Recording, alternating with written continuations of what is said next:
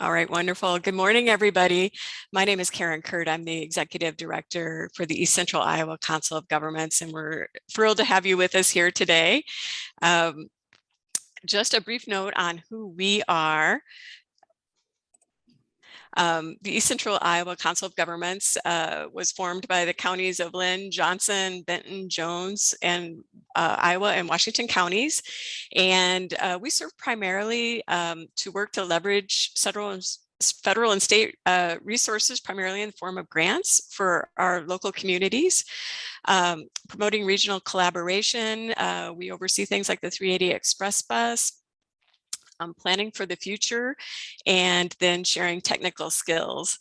And it's really in our role for planning for the future and promoting regional collaboration that we're here today. One of the activities that ECOG does is a 5-year economic development strategy. And because we're primarily planners and local government experts, we rely very heavily on partners to accomplish this task. And we're very excited to have had a wide range of partners on this project. And Brittany, if you want to forward that slide, great. And these are some of the organizations that so graciously lent their leaders to this project to serve on our strategy committee, who've really been helping to guide this process.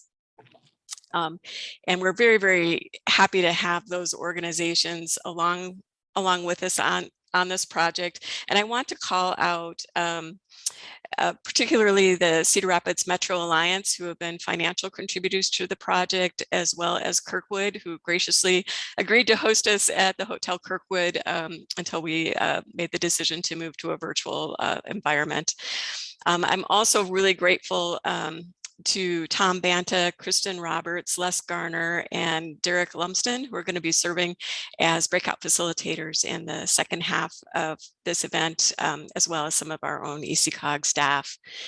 And you can follow along with this project at our talktoecog.org site, and you can go there, see exactly who's on the strategy committee. We'll be posting survey results there, as well as the results of this think tank, which is really just the start of this planning process, which is going to be hopefully fast but effective, with a goal of wrapping up by early next year.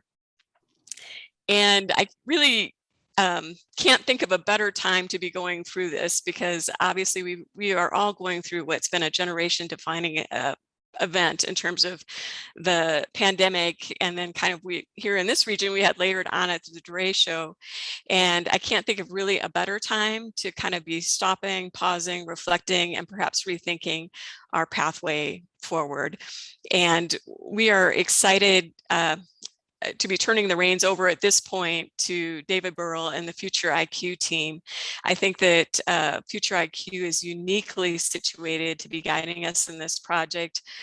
They study future trends all the time, as well as work with organizations in terms of plotting, in terms of strategic thinking and plotting their future course. And they have a very unique methodology that I think, I hope that you find enjoyable today, and I think is going to be different than what you've encountered in the past. And so with that, thanks again for being here, and I'm going to toss it over to you, David. Okay, Karen, thank you very much, and good morning, everybody. And Adam, can I just check you're seeing my slides on your screen? Yes, I see them. Okay, great. All right, hello, everybody. And Karen, thanks for those kind words at the start there. Just a tiny little bit about Future IQ and myself.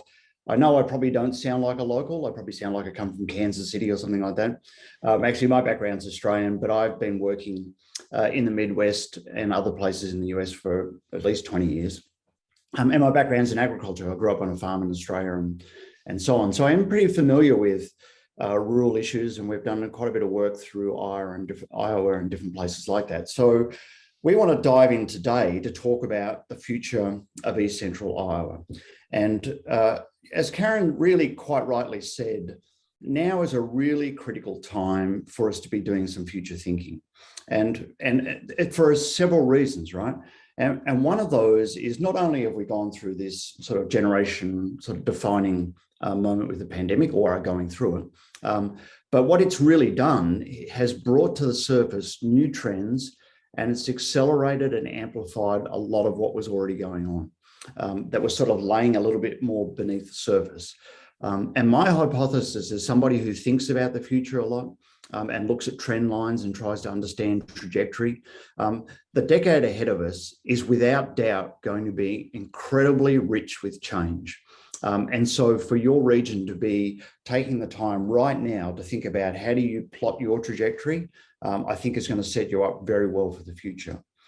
Now, the keys to effective future thinking, and that's what we want to do. As Karen said, we want to do it fast, but we want to do it effectively and have it done by early next year.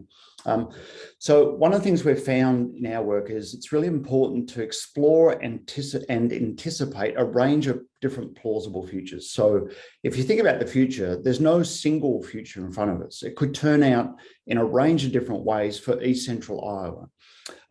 And so when you think about that, you have to consider two things. One is trajectory and one is velocity. And you're probably going to hear me talk about those explicitly and implicitly for the rest of the time that I work with you in East Central Iowa. So trajectory is where we're going. What is our direction into the future? And velocity, obviously, is how fast we need to move or how fast we're going to be pushed. And so understanding those two sort of elements is absolutely critical to really be able to build a good strategic plan and really be able to have effective future thinking. Of course, the magic of this is, and through the course of today, we hope that this is going to be part of it, is it may alter our perceptions about what the future could look like. And we may see opportunities we didn't see before, and we may be better prepared for challenges that might be coming at us in the future. So your challenge today, right? So presuming you're with us for the day in the think tank, right? So here's the challenge. So explore the future. That's what we're going to do, particularly this morning. And then at a macro level, then we're going to particularly dig into that at the East Central Iowa level in the afternoon. When we sort of think about exploring the future, one of the things that really helps with that is to kind of free our minds a little, that we don't come in with sort of hard-held views, but there's no right or wrong in this. This is a chance just to kind of explore and to think about things we may not normally think about, and also to be willing to ask some of the hard questions, things like how well prepared are we? Where might we get blindsided? What are we not thinking about or not doing that we need to be? And so on. And then, of course, that's going to cascade into the strategic planning, but also it's a chance to think creatively. And as I said, it may be a new view of the future is what emerges. So let's dive in, right? So I want to talk about forces that are impacting the world and regions. And so what are these sort of macro drivers? And I'm going to start at a big picture level, and I'll keep building the relevance back to East Central Iowa. And I'm going to take about 60 minutes or so, 70 minutes to just walk through what I think from our analysis are a set of trends that are absolutely critical for your future in East Central Iowa. So these are the things that are worth thinking about and connecting the dots on and trying to make sense of. As I go through this, I'm going to talk about big picture stuff. What I want you to be continually doing, or what I'm going to invite you to do, is to think about what's the implication of that trend on my future as a community or as a business or as a region in East Central Iowa. What's the implication of these trends I'm going to talk about? I'll draw some of my conclusions, but you're obviously going to have your own perspective on that. In terms of some of the macro trends I'm going to talk about, I'm going to draw from a lot of different sources. Some of it will be our own work at Future IQ. We've done a lot of foresight research and studies. We worked with the University of Minnesota and did a Future of Midwest Agriculture a couple of years ago. That included a session in Cedar Rapids. We've done work on future of agriculture in Western Australia, future manufacturing, the next industrial revolution, so on. All of these reports, by the way, are on our website. So if you're ever interested in sort of looking at some of that sort of trend data, you can go there. But I'm going to draw from that material. I want to talk about trends in three big buckets, right? So one is about demographics, population, mass urbanization. What does that mean? How's that going to shape the future of the planet, the country, and your region? I want to talk about energy, food, water, and climate change, right to the core of your foundational economic structure. And I'm going to sneak in a little bit there about societal value change as well in this bucket. And then I want to talk about technology driving change and how how we need to be thinking about velocity as we look out over the next 10 years. And of course, we're going to be casting sort of a 10-year horizon, but the strategic plan is going to be a more immediate execution of that. So let's talk about demographics, population, mass urbanization, right?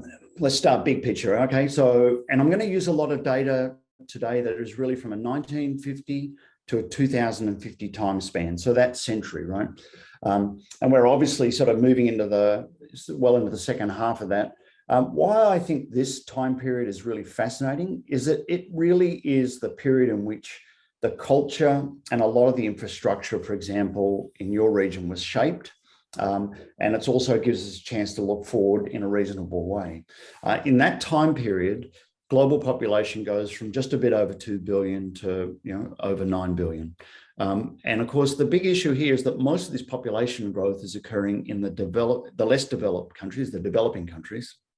Really no population growth. And of course, you saw the most recent census, the population growth in even the US and other places is stalling to a large degree. If you put it in perspective, and why I'm showing this data, because I'm interested in what's going to shape the future, right? So on the left here is the age pyramids for countries that are developed. So think of North America, Europe, Japan, so on. And this is the male-female split by age group. So each of the bars on this chart are 4-year age increments. And then this is the age pyramids for the developing countries. And the big defining feature here is this enormous bubble or cohort of young people who are coming through in the developing countries. And they are starting to exert their influence on the planet, and they're going to exert their influence increasingly going forward. If we look at a macro level, so this is global population change forecast from 2004 to 2050, sort of essentially the speed of change. This rapid growth, as we probably realize, is primarily occurring in Africa, but through parts of Asia and even a little bit through, but it's mostly the equatorial regions. And I want to come back to this because this equatorial region, while East Central Iowa is not part of it, right? It is going to be heavily influenced by what happens in this part of the world in ways that I actually think will be really exciting for your region, as well as potentially challenging as well. But I want to sort of bring this now into a bit of a sort of a more local lens. So this is global data, and it looks at the percent of people who live in urban areas versus rural areas, right? And the green line here is urban, the blue line's the rural. And we've only just passed the point in history where there are now more people living on the planet in cities, in urban environments, than are living in rural areas. And this is really fascinating, I think, for your region, which has that sort of polarity of a strong rural setting, large sort of rural landscape, and has significant urban centers, right? But at a macro level, we're shifting. And so my thesis on this is that we have to start to think about human beings as now an urban dwelling species. So think in this century between 1950 and 2050, we are going from being essentially an agrarian species to an urban dwelling species. And that has just a whole cascade of impacts in terms of how people think, what are priorities in society, what are consumers buying, how they think about what they buy, and so on, right?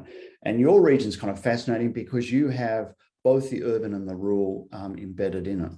If you want to look at this in a different way, and I think what we don't really appreciate enough is the scale of this. And this is what I want to show you, right? So I'm going to show you data 1950, 2020, and 2050, again in that same century. And again, for a lot of us, we were born down to the start of this period, right? So in that sort of middle or sort of later middle of the last century. So in 1950, the United States had a population of 101 million people living in urban centers, and it was 64% urbanized. So at that point, it was only just over half of the people were living in urban centers. And this is a global map, right? So this is North America, Europe, and you see these Asian countries over here, right? And the size of the circle represents the number of people, right? So the bigger the circle. And at that point, obviously the US had, some of the largest urban concentrations in the world. And the color just sort of relates to the percent of the population. Jump forward to 2020, and you see a massively different story, right? So let me just toggle this back, right? So 1950, bang, 2020, right?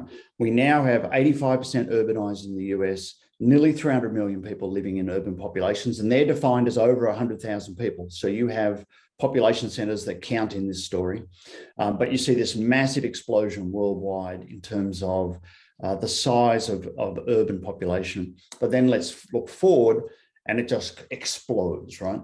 And so at that point, the US has 365 million people living in cities, 90% urbanized. And if you want to just put that in simple numbers, that's adding 50,000 people a week to cities in the US net. 50,000 people a week are being added to cities. And it's really fascinating to me, and there's been a lot of debate about our global pandemic, right? Will that change it? And it does not seem to have. There's obviously little, pockets where people may have a move within those urban concentrations or move to the fringe of them, but that doesn't even seem to have dented the overall trend. So this is the thesis for urban dwelling species. So what does that mean for East Central Iowa? What does that mean for your agricultural landscapes? What does that mean for your cities? What does that mean about the people who might be moving there? What's their mindset that they're coming from? If we're now predominantly urban dwelling, what does that mean in terms of how people think and function and how markets operate and so on? There's also another dynamic occurring. And I should say too, as we go through this, we're not really geared up to take questions, but if you have thoughts, right, on this, feel free to drop comments in the chat, and if we have time, Karen will do some synthesis of some of the comments if we get a chance to reflect, or if you want to sort of talk about some of these trends, we'll get a chance to do that. So what this is a chart that looks at middle class consumer spending power, and it's covers a period of 2009 to a forecast period of 2030, right? So we're pretty much in the middle of that period. This pie diagram here is color-coded to the map of the world in the bottom right. So this orange area here is Asia Pacific, the dark blues, sort of Europe and Russia, the light blues, North America, and so on, right? And the middle ring here is the 2009 middle-class consumer spending power in US trillions of dollars. And the outer ring is the forecast for 2030. Middle-class consumer spending power is a fantastic metric to think about a couple of things, because what happens when people hit middle-class sort of status is they start to buy stuff, right? And they start to buy stuff like different kinds of food. They start to buy manufactured goods and so on. So this looks at where that growth might be. And you can see in the North America, there's very little change actually in that period, but that's been well documented. But any change is dwarfed by this growth in the Asia Pacific region in terms of almost a 600% increase in the forecast middle-class consumer spending power. Has a lot of implications about where money is in the world, about who we might work for, about who might own supply chains, about who's making stuff and so on. And of course, if you look in the last few years, there's been some pretty kind of fascinating trade tensions and sort of jostling going on. I think this chart explains a lot of that, right? Because that rapid growth of 600% is kind of a little scary for people, right? And it represents a lot of reconfigurations of systems, and people want to slow that down, or they want to find a way not to get run over as that sort of growth sort of steams through like a freight train. I want to sort of pivot just here a little bit, right, and talk a bit about sort of more about our built environment, right? So this is now coming sort of down to a national level, right? And this is some work out of the Urban Land Institute in Minnesota, and they're talking about in this chart, which is what I want to go through, is how the different sort of iterations of the economy and how that shapes our built environment. So most of the Midwest was initially built on what you would call the agricultural or the resource economy. This whole notion of the American dream, you take up a bit of land, go farming, all that kind of stuff, right? And, and you just think about those fascinating maps you see of Iowa, or those, boards that are in some museums where, there's a little school every kind of mile or so, and there was all these little families, that checkerboard type approach, right? That was absolutely the layout. That was the built environment, and it was perfectly designed to support this agricultural economy when it rolled out, right? And obviously that's been evolving. Then really the next big iteration was the industrial economy, which was the second version of the American dream, and really post-Second World War. So when Europe and Japan, all that manufacturing capability was bomb flat, basically, right? US was left standing, and it just took off, right? In terms of manufactured goods, cars, white goods, all that kind of stuff. That's absolutely the heyday. That's that 1950s sort of period, right? But we are now well and truly, firmly and squarely in the knowledge and experience economy. And so this just shapes about how people, and amplified by the pandemic, right? So the knowledge experience economy creates this dynamic where those who can work from a laptop or a computer can work from home. So our whole built environment, there's this whole resorting going on in terms of office space and where people work and all that sort of stuff, how people are distributed in these cities. The question is for East Central Iowa, there's no doubt you have the built environment that supports and was driven by the agricultural economy and to a large degree the industrial economy. Think of all the big agri-food processing and so on. And then the question is, how do you gear yourself up to be relevant in a knowledge and experienced economy, particularly if that's where we're seeing a lot of workplace transformation going and so on. So, we've got some really strong layers here. How do we, as we look forward, start to make sure we're well positioned for the next big iteration, the third version of what you might call the American dream? And then, of course, again, relevant to your region is where people live, right? And how population distribution in the US is changing. You can see these charts here talk about, the large metropolitans, small metropolitans, and so on, 1980 to sort of now growing. The rural population, small towns have really remained static. And that obviously plays out in your region. And the challenge is, okay, how do you create that vibrancy in the rural component, and also when you've got this gravity of these urban centres? And I think that's a really interesting dynamic, and to try and figure out how to get that right for your region becomes really important. I think that the hidden issue in this data is that a lot of these people in these rural areas are essentially the same people, right? And if you look at states, it's really starting on the East Coast from Maine and moving west, there's what they call a demographic cliff coming, where you've got a lot of people who have been aging in rural areas or in forested areas and so on, and they're really getting to a point where they're going to start to migrate out in one way or another, right? And so does this curve, are we facing a potential dip in that? And thinking about that in terms of dynamics in your region is going to be important. But then I'm a kind of an optimist, right? So I think that there's also fascinating opportunities for innovation, right? So the sort of way I mind map this out is that if we think about how people are redistributing around landscapes and where innovation's occurring. So we have these gravity centers of these big metropolises, and then we have these sort of various sort of arcs that get built around them. And if you think of the Midwest, it's an absolute classic case study. I mean, you look at these emergence of these mega metropolises like the Twin Cities, even Des Moines to a degree, Kansas City, Dallas, Fort Worth, Chicago, these kind of big metropolises that are growing. And then you have suburban space, you have the peri-urban space, which is that sort of circles these big metropolises. And then you have these production recreation research zones outside it. And in a sort of a micro scale, think of Iowa City and Cedar Rapids, and then you've got the suburban sort of ring, and then you've got the peri-urban space, and you've got the agricultural production zone. How do you trigger innovation in each one of these?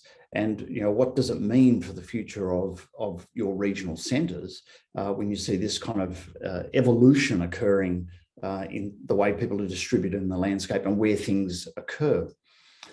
So on this topic, right? So demographics, mass urbanisation, fair bit to sort of chew on there. A few of my predictions and observations, you'll have your own sort of thoughts perhaps, and feel free to drop those in the chat.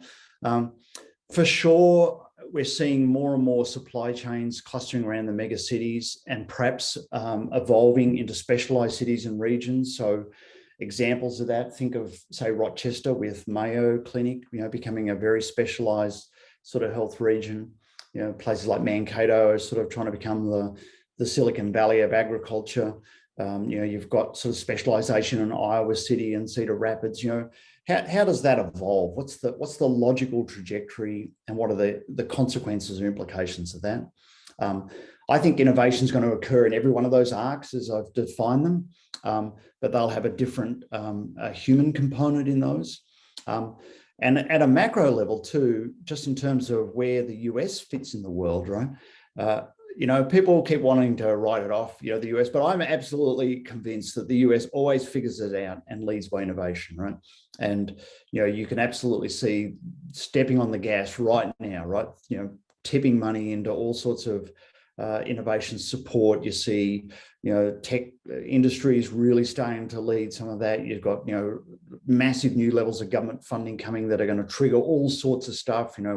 There's, people gathering around these, $1 billion Build Back Better, EDA grants and so on, right? I actually think it's a really exciting time for the US in the next decade, because a whole bunch of forces are coming together, both a need to respond, but now it's becoming a sort of a push with money and sort of support. Righto, so that's enough on that topic, right? So I want to now talk to something that really is going to be very close to home, right? So energy, water, food, and climate change. And these sort of broad areas are often written up as very challenging future trends, right?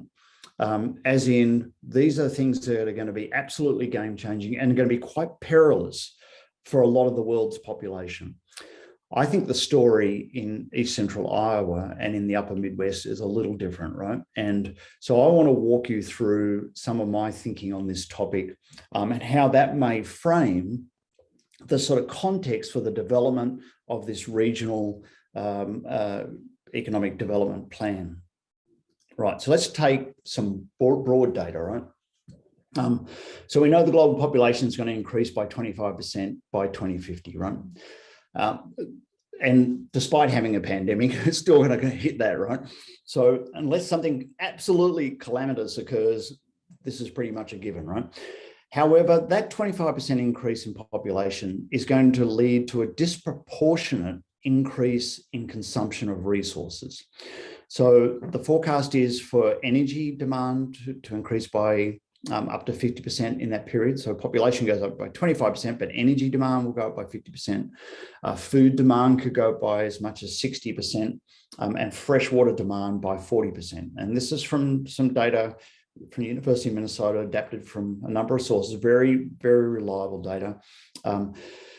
And so you sort of wonder, you go, well, how in the Earth are we going to be able to create these sort of almost exponential increases in production of fresh water, which is a relatively finite resource, even diminishing, food, and energy, right?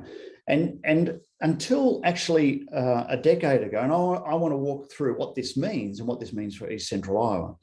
And until a decade ago, energy was considered to be an increasing issue, right? That we would run into energy shortages and issues like we did in the 70s, right?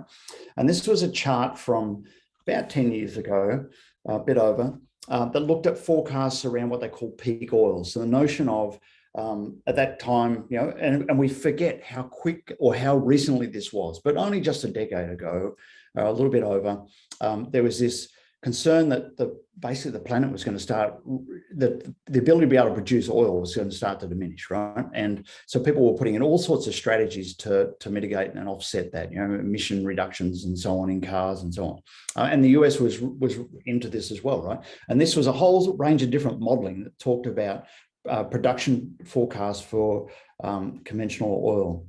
But then something out of the left field occurred, which was shale oil, right?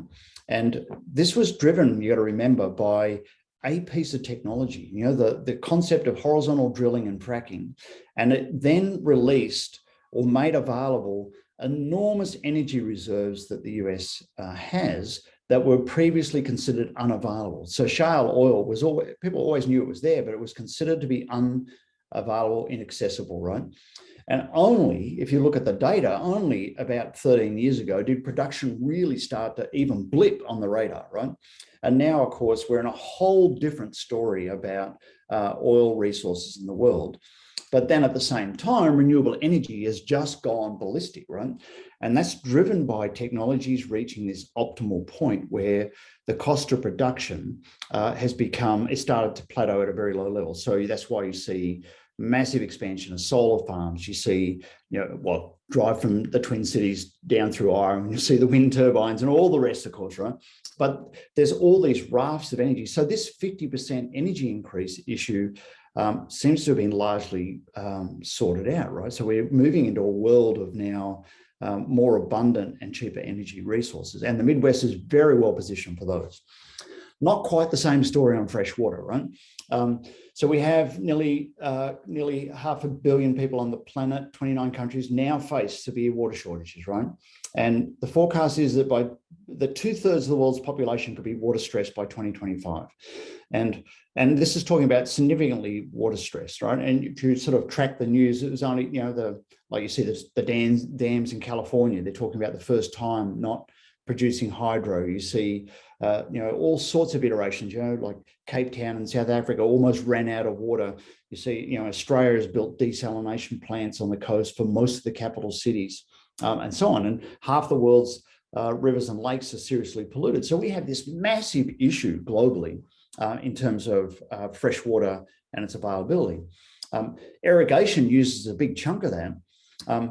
What's really fascinating, though, is that the upper Midwest has pretty close to direct access to 20% of the global freshwater resources. And that's mostly embedded in the Great Lakes systems and the sort of peripheries to those. But that is just a disproportionate share of freshwater resources when you think about global population and where it's distributed. So I want to talk about food, because that's the other part of the equation. We have a really kind of odd dynamic globally going on with food, where we have basically 2 billion people don't get enough, right? So they don't get enough vitamins, minerals, calories, or something, right? And people are undernutritioned. At the same time, we have about 2 billion people who basically get too much, right? So we have an overweight and obesity issue in the order of billions of people. And so we already have this sort of weird sort of dichotomy in food, and this is probably going to get worse, right? So let's talk about that in terms of a global scale. So this is the World Hunger Map from 2020, right?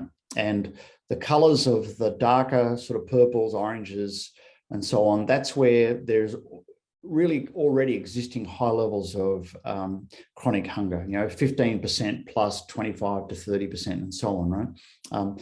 And this is often measured in kids under 5 years of age who are underweight, right? So, a real direct human implication, little kids who are skinny and don't get enough food. If you look at where the kind of concentration of hunger is, it really is in this whole equatorial region that we were talking about earlier in terms of population growth, right? And some of this data here is not reported, these countries in grey, but if you look at the previous year's hunger map, this is the concentration of hunger. It's also where the fastest growing populations in the planet are. And of course, India and China is where the largest populations in the planet are, with over 1 billion people in each location. And so we have a world that is already hungry.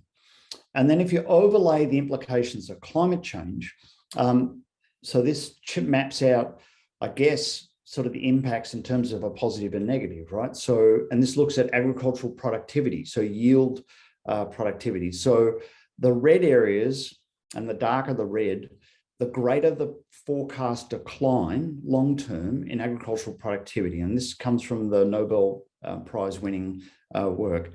And again, you'll see that that same belt through the equatorial regions is where not only are there more people and they're increasing in numbers and growing rapidly, they're already hungry, and their ability to be able to produce food is likely to decline.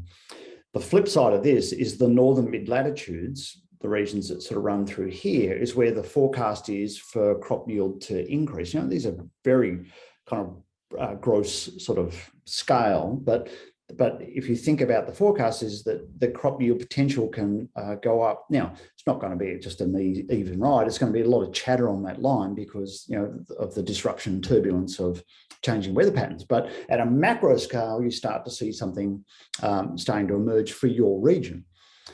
And then if you go down to the next scale, right? So if we look at the US, and I reckon if I had skin in the game and I owned, I don't know, if I lived in Cedar Rapids, right, or lived in your region, I'd print this map off and I'd stick it on my wall, right, because it's worth remembering, right? So this is the solid biomass resources per square kilometre. So it's sort of normalised, the data's on county, but they've normalised it by per square kilometre. So it comes from your National Renewable Energy Laboratory, excuse me, in the US. And the reds and the blues are the highest concentrations, right?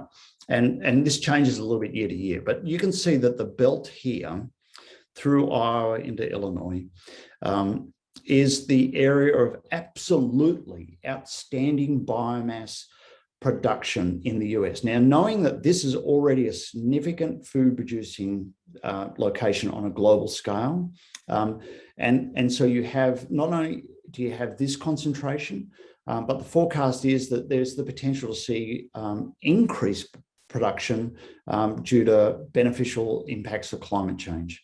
And so then you go, okay, how do we think about leveraging this? Because I would argue this, right? If you look at the previous charts, there's absolutely a growing disconnect between where food's going to be able to be grown in the world and where food's going to need to be consumed. And you can think of that at an agrarian to an urban scale, and you can think of that as a northern mid-latitudes to an equatorial region scale. So this food producing region, which you are smack in the middle of, I think is going to be of absolutely profound global importance. And it's not just the food, but it's the biomatter, right? So all of that, plastic replacements, plant-based proteins, plant-based plastics, all of those issues are driven by the innate ability to be able to produce biomass. That's the fuel that drives all of that. So to me, this chart for your region is probably one of the most significant things I would remember. If there was anything you wanted to remember, right, it'd be this, right? And because you're right in the middle of this, right? How do you capitalize on that? And how do you think about that being part of your kind of rocket fuel for the future in terms of your economic growth? But I want to add some more stuff here, right? So let's talk about GDP impact of climate change. And so these type of studies are still a little rough in my view, right? But this was one that was published in Science a couple of years ago, and they basically take the sort of impact of climate change in terms of temperature and then sort of cascade that into potential impacts on mortality and GDP and so on, right? So this looks fair way out into the future towards the end of the century, but the longer term forecast is that the reds is where you get a negative GDP impact. So you get damage to your GDP, right? So it goes down, right? And the greens is where you get negative damage, which is benefit, right? Positive, right? So the greens is where GDP impact may go up, right? And so this is a little rudimentary because it's really tracking temperature. But it's another kind of data point that potentially points to what I think is an emerging, interesting proposition.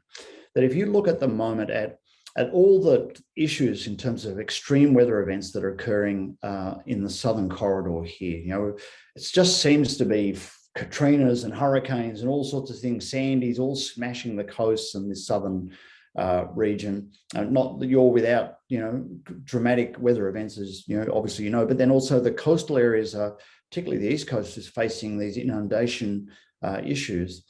Does that longer term set up a proposition where there may be a gradual but some sort of significant migration of people from the south to the north and from the coast to the inland?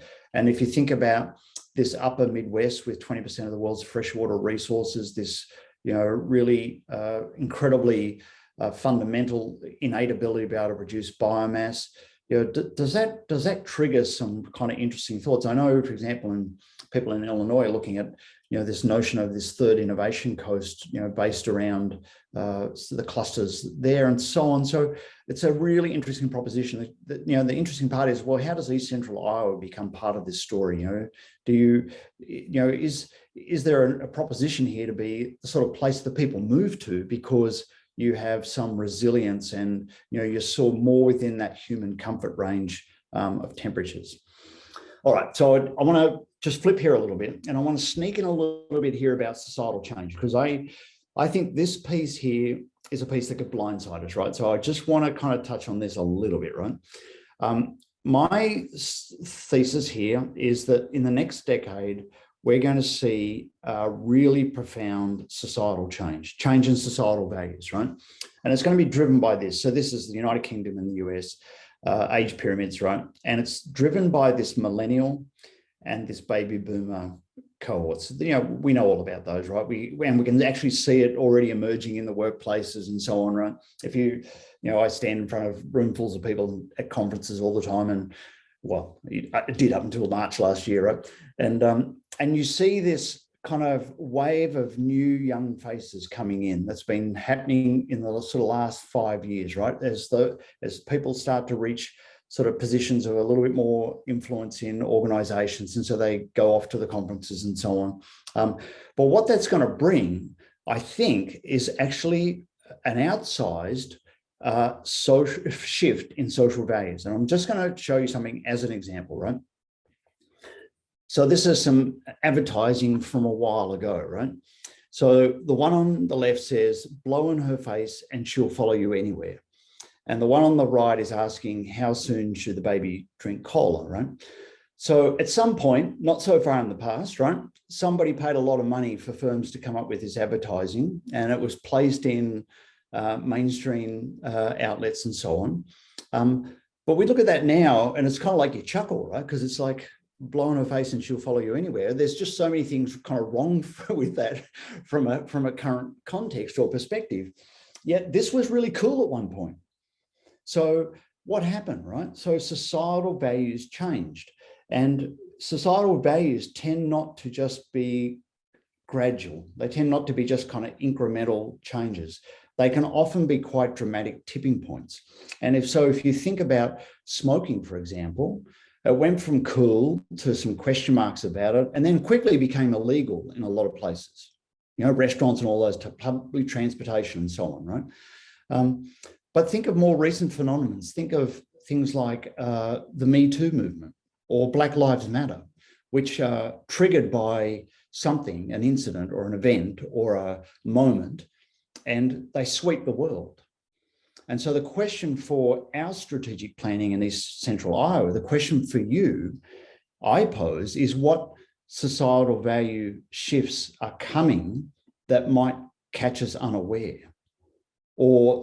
And because the thing about rapid shifts in societal values is you don't want to be on the wrong side of them, because you can kind of suffer some sort of damage or your products, or you're suddenly out of favor with consumers and so on. And I think there's some really interesting sensitive points that are coming. And one of these, and you'll have your own conclusions on this, but if you look at this data on demand, global demand for meat, right? So 2005 is the blue, green is 2050. Great story, right? For a meat producing region, right? Demand up, right? But I wonder if animal proteins is not a potential pressure point, like a lot of things. Environmental issues and so on, right? And what we're facing in the period of our planning that we're doing with East Central Iowa, within a couple of years, the forecast is that plant-based products, plastics for sure, and plant-based proteins are going to reach price sort of comparability with meat-based products. So what happens then, right? So what happens? Is this a tipping point, and how do you start to kind of think and prepare for that, because you don't want to be on the wrong side of a trend that's running against you?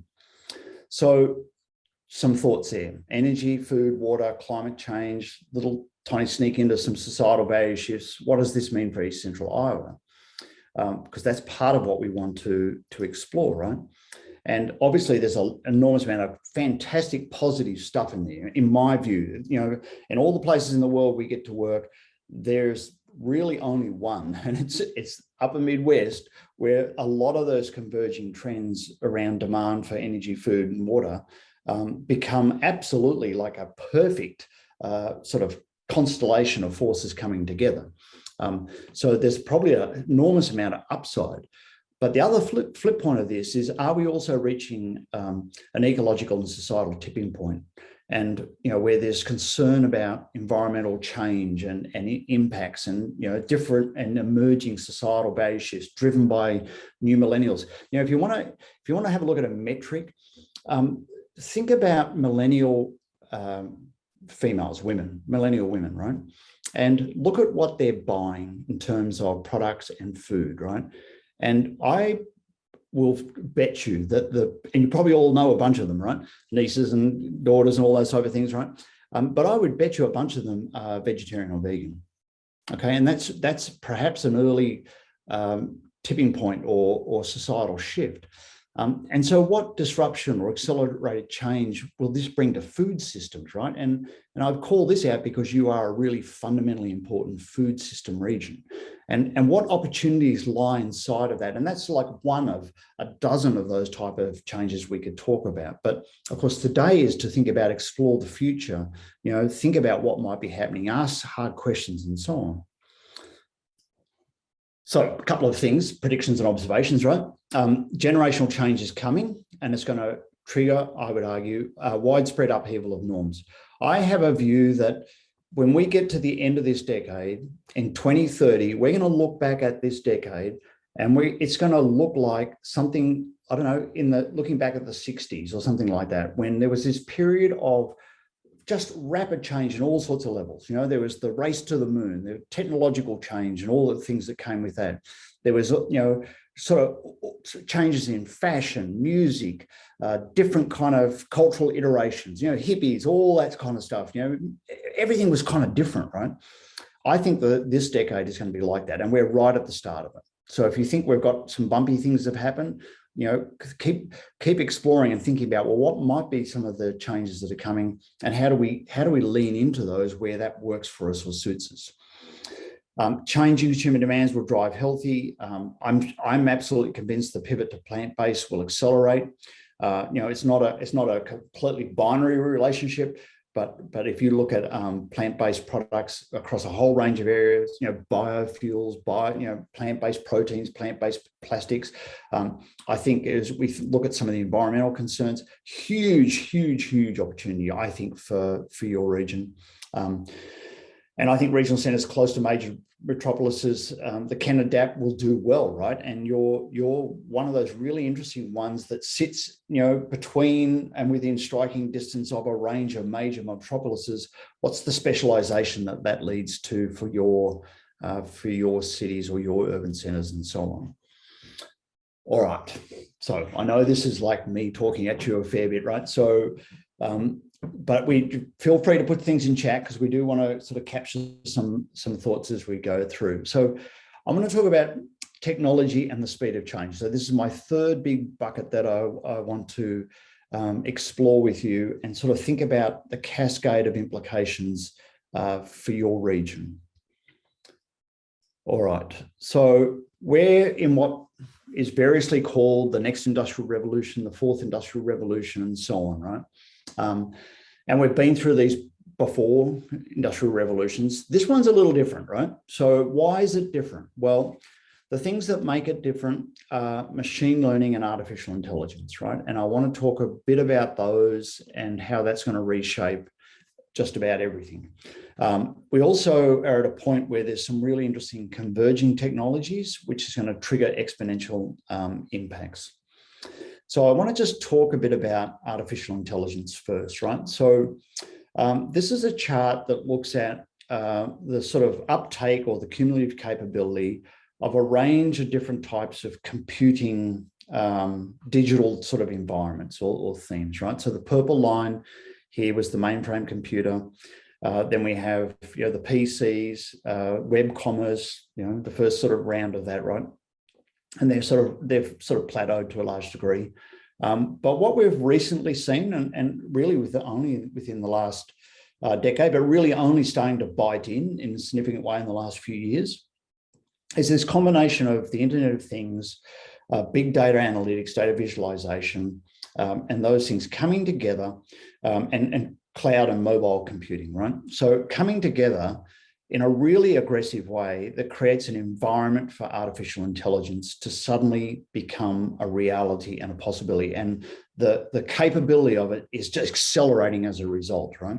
And if you think about trying to put this into a way to kind of comprehend how this might reshape things. So if you take the last century and a piece of our history, if you were to think about the defining technology that shaped just about everything, consider it was the internal combustion engine, right? So the invention of that and the development of the internal combustion engine just triggered this transformation of transportation, energy production, all those things, right? So think of artificial intelligence as a similar piece of that. It's the driving technology that will power everything else that comes with it. And we're really only very much at the start of it, right? And so it's going to reshape our lives and our regions and our communities and our industries in really remarkable ways. So think of it like this, right? So this is some data from a whole bunch of scientists, and they just basically looked at what did they figure was going to happen, right? So, and the question was around, it was published by Oxford and Yale. So it was, content across continents, right? So when will AI outperform people? Okay, so let's look at it. So forecasts are 2022 folding laundry, right? That's probably good. We're probably all pretty happy about that. 2024, AI outperforms in terms of translating language. 27, driving a truck, directly relevant to you guys with a test bed there in terms of autonomous truck technology. Writing high school essays, writing books, working as a surgeon, and by 2060, basically better than us at everything. Okay, and we're at the start of this trajectory, right? We are already being shaped by the predictive analytics, artificial intelligence, those building blocks up to artificial intelligence. And so the question becomes, how does your region fit into this story? So where do you take advantage of that? Where does that present potentially a challenge? And how does that shape your industries and so on? And if you want to sort of boil it down to a really kind of basic level, how far are we from farming being fully autonomous? And probably not very far. I mean, the capability is there. And I want to talk a bit about this in terms of when that gets triggered, right? And then how does that reshape our industries and so on? And of course, there's, human reaction. We're on the wrong side of this equation because AI is going to be smarter than us and better than us, right? So for some people, it's like an existential threat, right? So they go, okay, well, we're going to be displaced, and that kind of sort of macro dystopian view. Other people will really see it as an acceleration of the potential to deal with grand challenges, right? So how do we deal with these grand challenges that human beings have so far appeared incapable of dealing with? Things like, managing, pollution and waste and all those type of things, or carbon capture and storage, all those type of things, right? Maybe artificial intelligence becomes a key part of that. But there's another piece I want to talk about, which is speed of change, right? And so let me walk through this because this is a little dense, right? But I'm really trying to get to something that I think is really about velocity. Remember at the start, I talked about trajectory and I talked about velocity. This is the velocity piece, right? So this is some work from Deloitte's, which we've adapted into and put an agricultural or a food industry overlay on, right?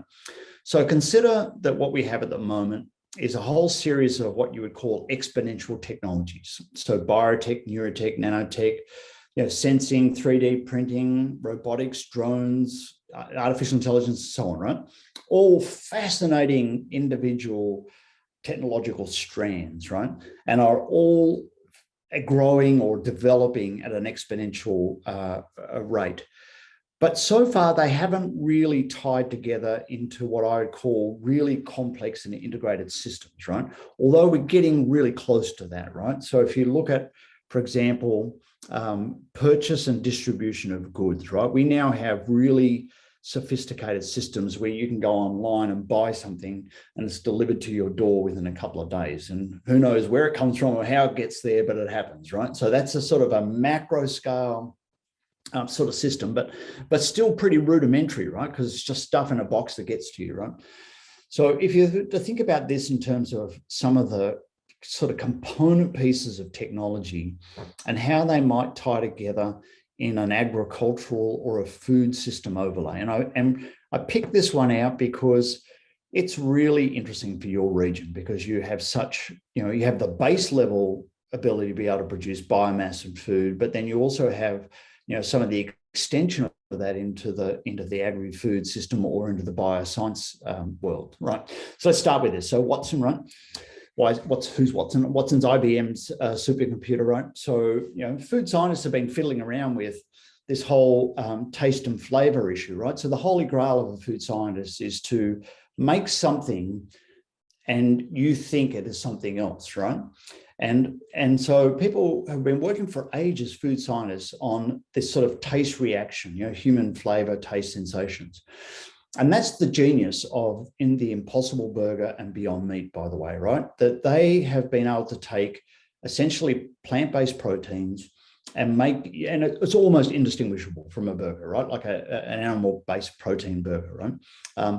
So you get really close, and what's driving a lot of that is this kind of science. But then you also have things like sensory intelligence, 3D food printing, synthetic foods, and 3D food printing. People go, no, that's Jetsons nonsense, right? Well, where do you reckon that might take off, right? Because they're getting really good at texture construction. We can 3D print all sorts of materials. It's really driving metal manufacturing and plastic manufacturing in really extraordinary ways today, right? Well, where might that make sense? Well, think of this, right? Think of a hospital that might have, 1,000 patients, right? They've all got some particular recovery curve that they're on or some treatment, right? Imagine if you could customize the meals to be absolutely perfect for each person. It would have their medication at the right level, have the right level of calories and nutrition. Now imagine the human health benefits of that. Imagine also, for example, in a high school, right, where you have a high school, cafeteria or canteen, or, and we've got all these thousands of little kind of spawn there, right, going off to school, right? And we feed them all the same stuff, right? And so think about the obesity and the undernutrition component. Is there a way here to think about highly customized meals that give you exactly what you want, taste exactly how you want it to taste, gives you the right reaction, but it actually is perfectly suited for your body, right? And I don't think it's mainstream, but I think at an institutional level, that's where it could become really interesting. But then you have gene splicing, this ability to be able to manipulate plants and animal performance in all sorts of extraordinary ways, vertical farming. So every big city now, there's greenhouses going up around them, controlled environment agriculture. Tomatoes aren't going to come from California or Mexico. They're going to come from the greenhouse just out on the peri-urban ring of the city you live in. Autonomous tractors, this whole issue of, how far are we from completely autonomous agriculture, right? Instant global connectivity, telepresent robots, robotic food processing, drone delivery, and so on, right? When all of that comes together in a system, what does that look like? And that's going to happen within the next decade on sector after sector, where we start to see these exponential technologies connect together and create systems that are almost beyond our imagination. That's where AI starts to outperform human beings, because the ability to be able to, drive change at accelerating speeds. And then this becomes a really rapid systemic change and technological integration environment, right? How does East Central Iowa get part of this action? How do you be part of a place that's wrestling with these tough questions and putting together things in creative ways, knowing that there's resources looking for homes to connect things? That, I think, is one of the grand challenges in a technological stream as you think about the future from a point of view of developing, an comprehensive economic development strategy. It's a lot more complex than we just need some houses and a 4-lane road. We've got to be thinking about these technological systems and overlaid with societal change and all sorts of stuff, right? So planning today is more complex than it was a decade ago. So big sort of question here, right? What are some potential big picture tipping points, right? That we have to take account of, or contextual things to think about as we go into sort of a detailed planning process, right? So one is societal values, right? At a local level, right? Equity, inclusion, collaboration, those issues, they're strong in the survey results already from your region, right? We're going to have to think about and deal with fast-paced societal value shift. You know, in a lot of rural areas, we've always had the comfort of being able to just take our time a little bit, right? To be able to kind of, you know, things don't change super fast out here. You know, we can just kind of take our time. This world's not going to allow that. This world of rapid societal shift and generational shift is going to, I think, potentially catch us blindsided if we're not thinking about it. Okay, you can see already, you can talk to people in your region, and we have, and we are, of course, right? But people who are wrestling with, how do we rapidly accelerate the amount of renewable energy we produce? Or how do we, you know, how do we open the door for people who are very different if we want to, you know, bring in different skills and so on? Major tipping point in the time frame we've got to deal with. Humans living in insular bubbles, right? This is a phenomenon I think is really interesting. You know, one of the things, like I said, I grew up on a farm, went to a little primary school, rode a horse to school. You know, it was part of a community, right? And so rural areas and regional areas like yours have always prided themselves in having strong, identifiable communities, to the point where we hate each other because, you know, we beat or lose each other at sporting events and so on, right? But we have these really strong community connections. However, today, people are living in different kinds of insular bubbles. You know, people are on their device, whatever they're holding, you know, phone or, you know, an iPad or a laptop or whatever, right? And they're in a world, right? They're in a community. We can be sitting next to them and we're not even part of it, right? So in a world where people are living in insular bubbles, and some of those bubbles, right, for people in your region are global, you know, people are going to be connecting with, you know, interest groups or colleague groups or whatever in all sorts of different geographies. That doesn't really matter anymore. So how do you design strategy and build community and build economic strategies when people are living in these insular bubbles and we've been pushed into those even more? I mean, look at the pandemic, or, you know, we've been forced into literally physical bubbles, you know, you can't mingle, can't mix, households, all that kind of stuff, right, across the world, right? But it's only amplifying what was already going on there. Environmental awareness, absolutely, I think a tipping point in the coming time frame, and certainly this decade. The jig's up, right? We can no longer pretend it's not happening. It's creating, you know, existential crisis for people. The coming generations feel a deep resentment about it. You know, so we do a lot of community visioning work through the Midwest, right up even in the Dakotas and so on, right? And when we do our sort of polling or surveys in high schools, young people are just like, they're just like, fix it, right? You're going to leave us a mess, right? So there's this going to be this wave of, which has been dampened down because that generation or those generations haven't had voice, right? But they are getting it because this is the societal value shift as the millennials move through and baby boomers move out. This is going to trigger a rapid awareness, and it's going to have cascades into industries and regions like yours, because it's going to also question, there's this sort of like term of social license. I don't know if you know that, but it's where society sort of essentially gives permission for you to do certain things, right, as an industry, right? And, you know, you used to be allowed to pollute, for example, right? But social license doesn't allow industries to emit toxic substances that harm people, right? So that social license phenomenon, you know, agriculture is starting to increasingly come into that spotlight of, you know, are the practices sustainable? Are they, you know, ethical? Are they producing the right outcomes? And agricultural industries and lots of others around the world are really scrambling to make sure that they're lining up their mechanisms to be able to make a case for their ability to be able to function. Workplace and workforce disruption, we're right in the middle of it, right? Here we are in a virtual think tank, right? And so what does that mean for East Central Iowa when we're seeing the workplace is potentially going to transform. It may not, right? I mean, these changes are kind of elastic, like when extreme pressure is placed on the system, it'll distort. When that pressure goes, does it snap back to the way it was, or does it stay in a new shape? And I think thinking about workplaces is part of that, and workforce. And then, of course, there's the transformation of the global food industry. Right. So there's some high-level tipping points and thoughts on trends, right? So just my last piece, right? And then Karen, let's have a look and see if there's any sort of comments or questions in the chat, and we can have some sort of interaction. Perhaps you and I can just have that interaction to make it easy for people about what people's thoughts are in terms of how do these trend lines connect to East Central Iowa? Where does it create opportunity? Where does it create challenge? And how well are you placed? And I'll show you some of the survey data after we have a bit of a chat about this, right? So as I said, next decade we'll see waves of accelerating change, societal and technological, just a given, right? Just get ready, right? Strap in, because we're on this ride.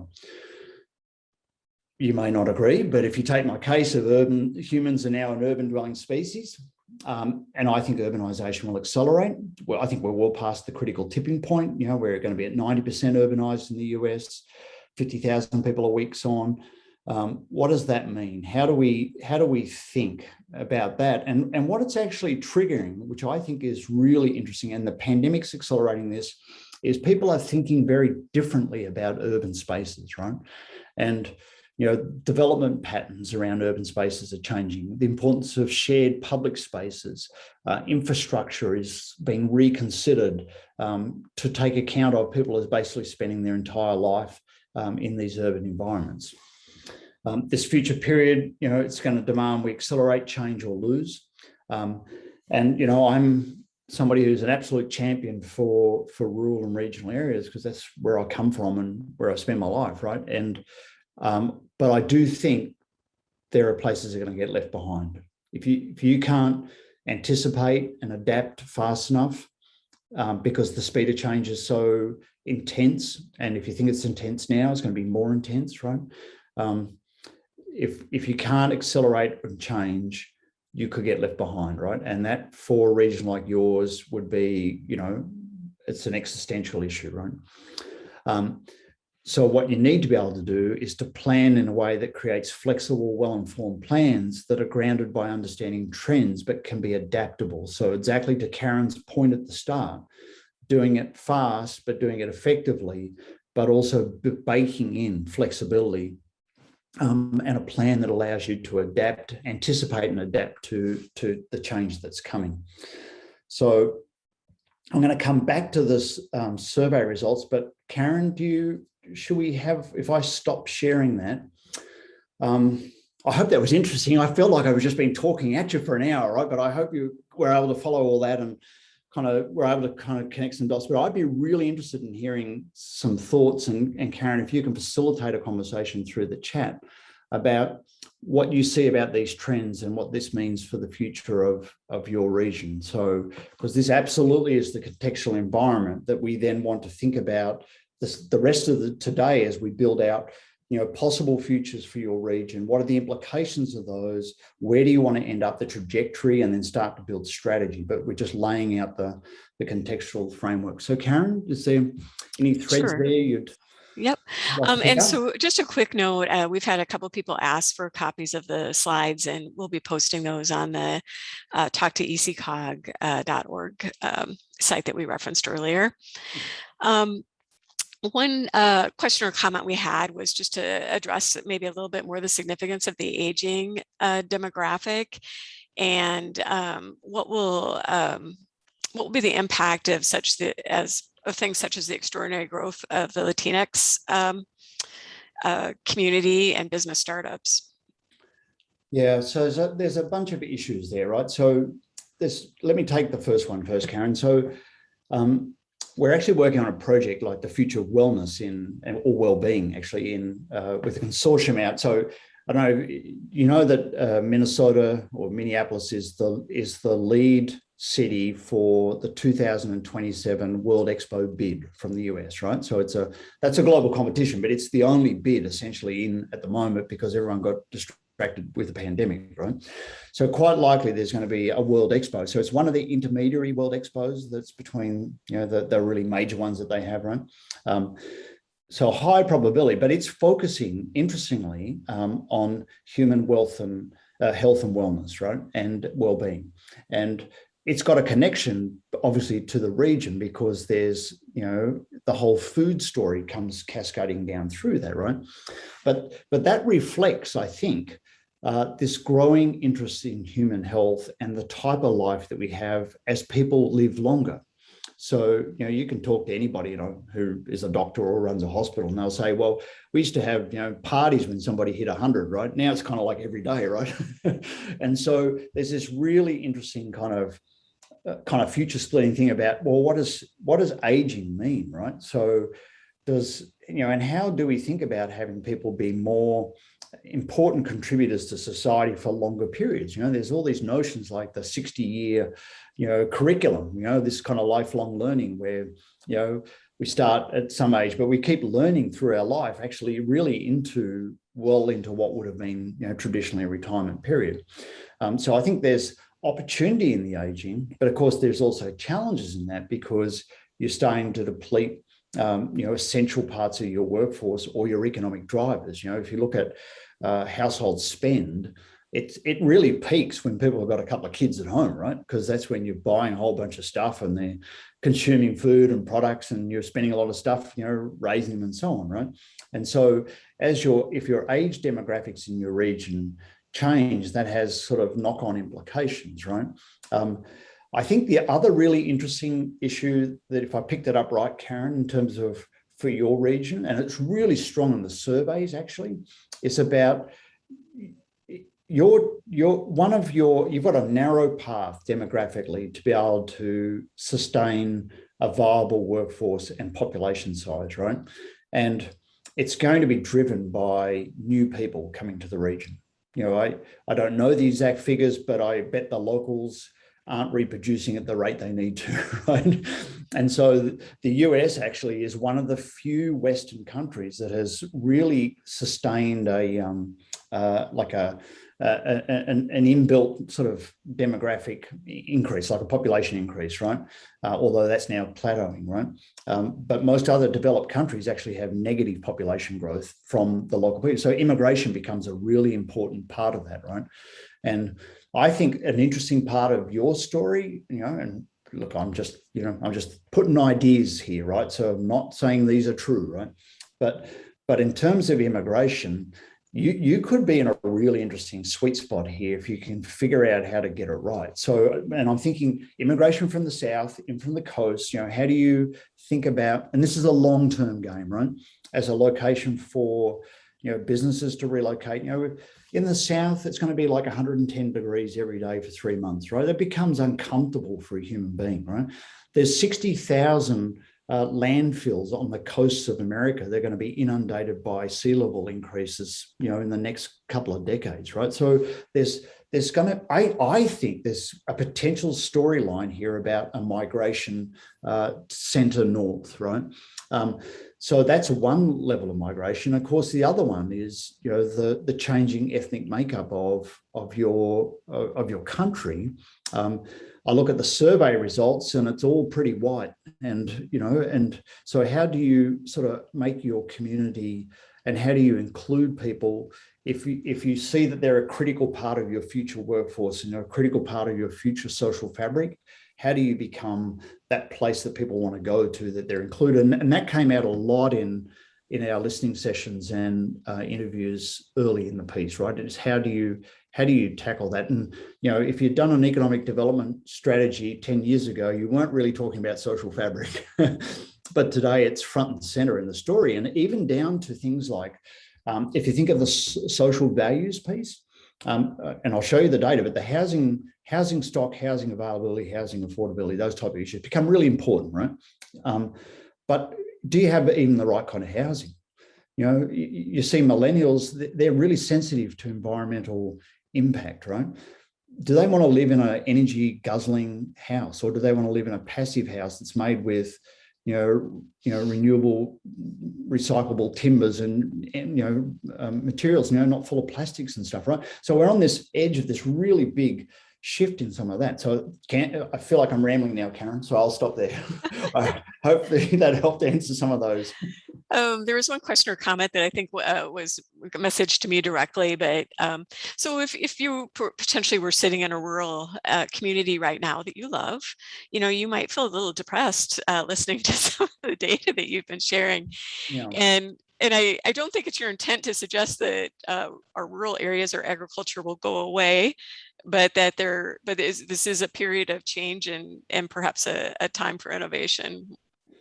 Yeah, well, and I have a great deal of empathy with rural areas. Like I said, I rode a horse to primary school, right? And primary school with 28 kids in the bush in Australia, right? So I have a huge amount of empathy for it. But the challenge is, but we are facing, the reality is I think we're facing a relocation of population, right? And so a community in your region is, its future, wherever you are in that region, its future, whether you like it or not, is going to be tightly connected to your urban centres. So the two big sort of urban centres, or the corridor that's there, right? And so how do you get that relationship right? And I do think the opportunity you have is you offer different opportunities and experiences to people in your built environment fabric and in your social fabric. But you have to come at it, Karen, the way I'd say that is you have to come at it by thinking, how can we evolve, right? You can't stand in the face of an ocean tide or a tsunami, right?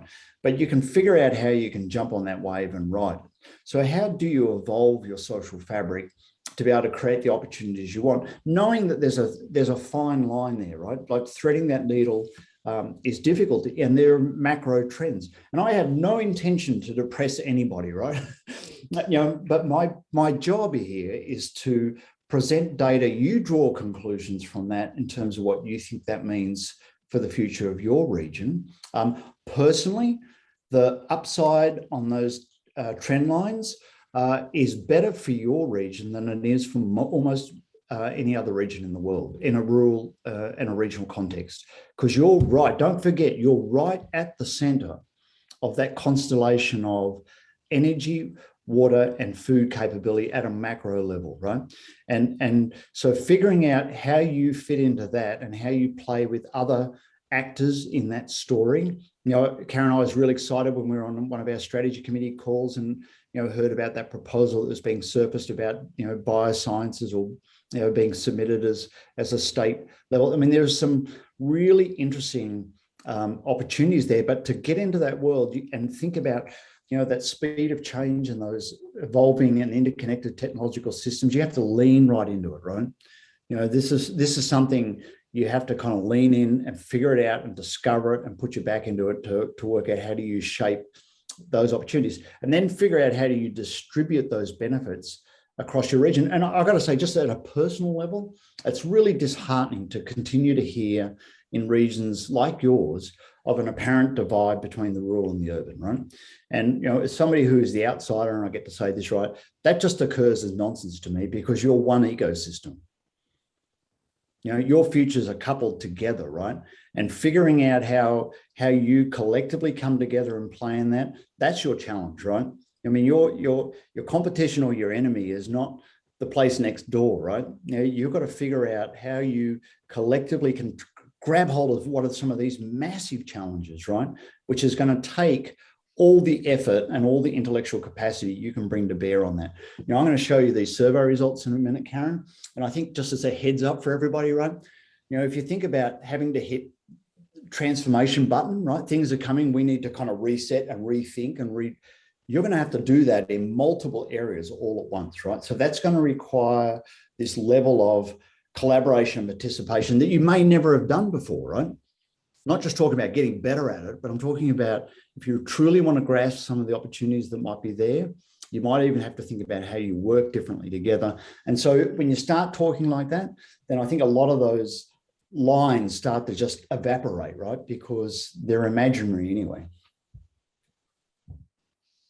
All right, and somebody had made the comment that, you know, isn't every generation the most transformational generation? And, you know, David, weren't you saying this 10 years ago that this was the decade of change? And is this No, I decade wasn't. really and different? but here's the thing: it's the two bubbles, right? So in 10 years, so assume we're designing a strategy for 2030, right? And there'll be an action plan that will be shorter frame. But I'd say our horizon is 2030. There's a bunch of people who are currently in leadership positions that aren't going to be there.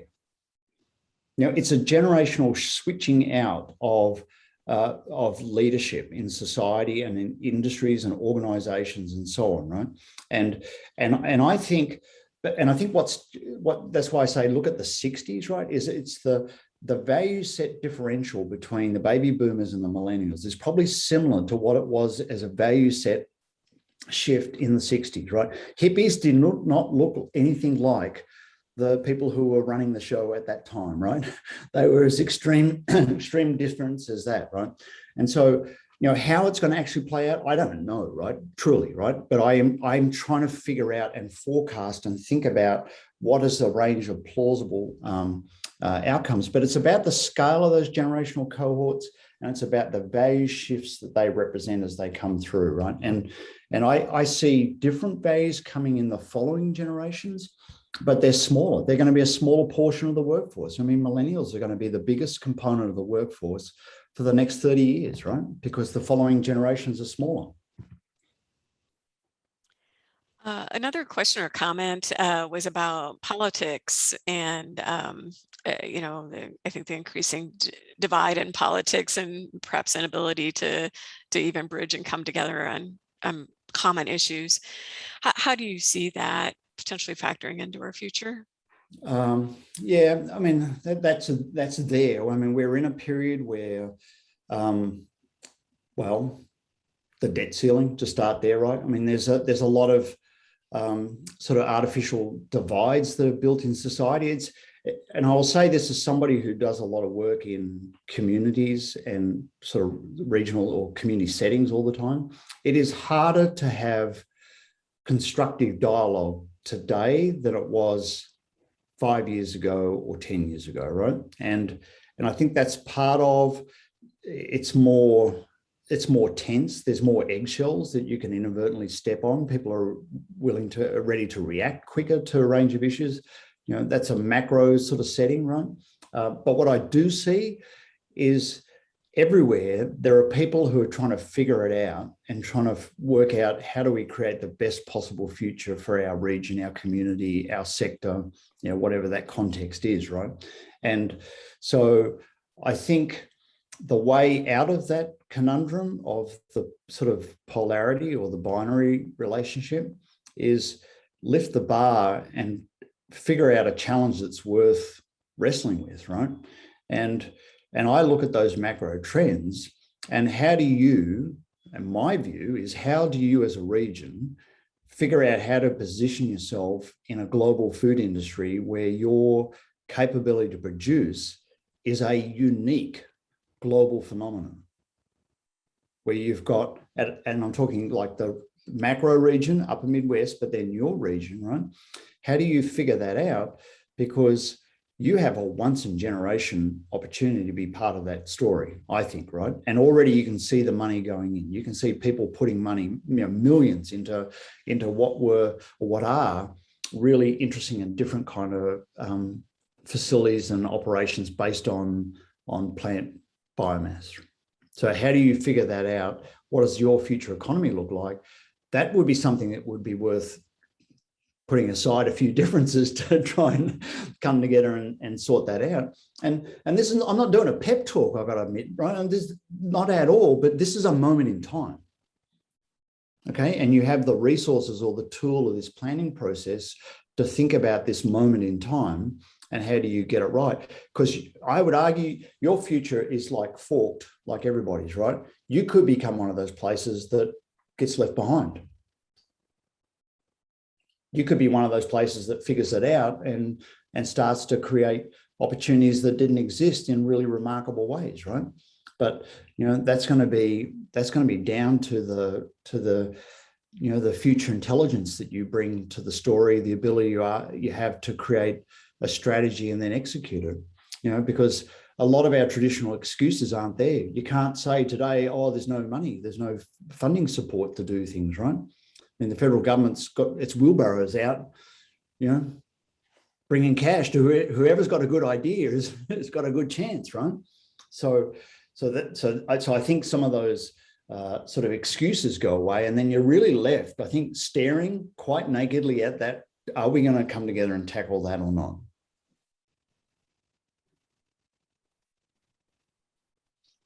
All right. Well, we've had several comments kind of related to different environmental issues, but I guess I just wanted to highlight one that, water is really not necessarily always viewed as a strength here in Iowa because of some of our waterways being compromised.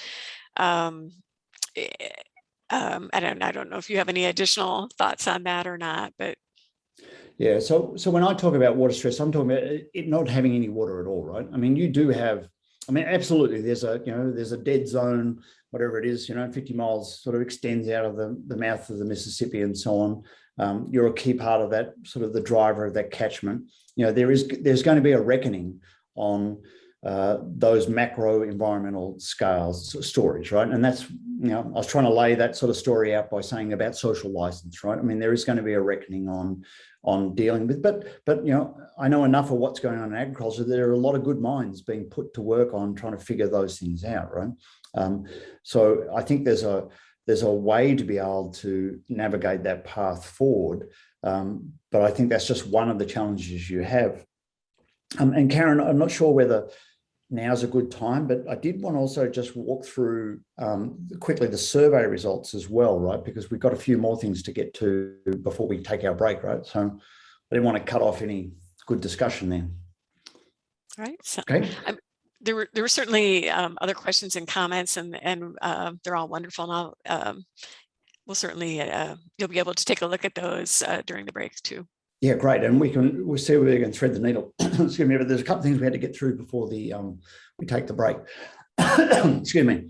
So let me just share my slide deck again, right? So I want to just go through quickly some survey results, and then I want to set us up for what we're going to be doing this afternoon, right? Because this afternoon we're going to try and pull these trends together and make sense of them, right? So this is preliminary because the survey is still running, and there's obviously a lot of data in there that we're still working on. I just want to pull out some high-level things, right?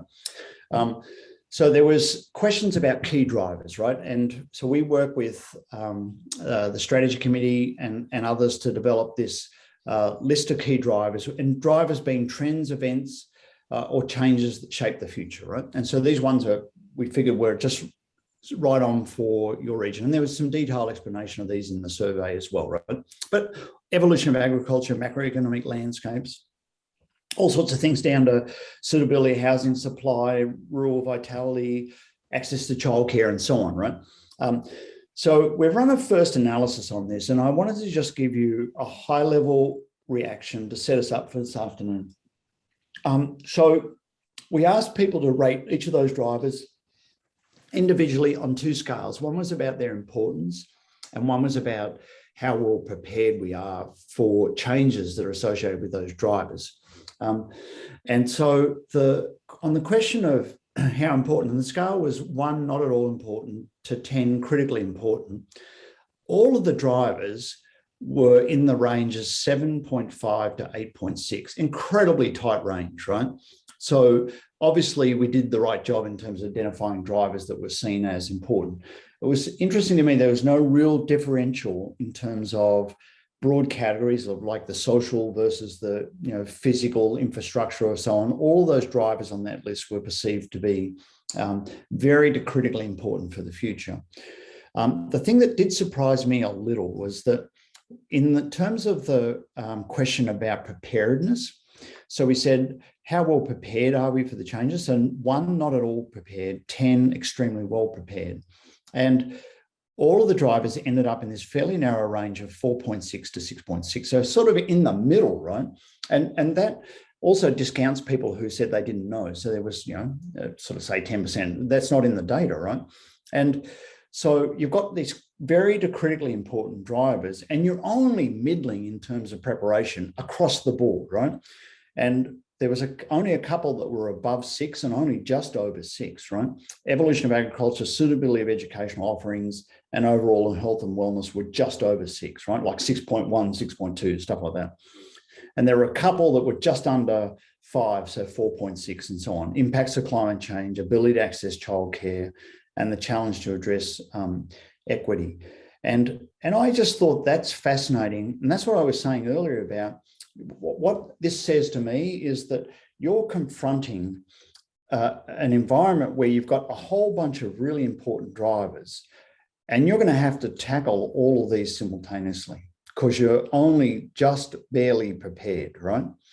And these are going to be big drivers. They're going to have a fair bit of intensity about them. So I think it brings a really sharp focus to this planning exercise, that this is not just fiddling around to tick a box for EDA. You know, this is your chance to be able to apply some intellectual rigor to figuring out a bunch of things that are going to have profound impact. And I picked out a couple of sort of work clouds. So, and because we're also categorizing these, there was one question which is, what are East Central Iowa's weaknesses, right? And we had that question before about this diversity issue. So there's the lack of diversity, sort of limited opportunities, workforce, you know, those type of themes came through. Probably not a huge surprise, but you know, perhaps lack of diversity wouldn't have been on this, you know, 5 or 10 years ago if you'd asked probably a similar question. We did ask a question about, in order to create a strong local economy, what's the single most important issue that the region needs to focus on?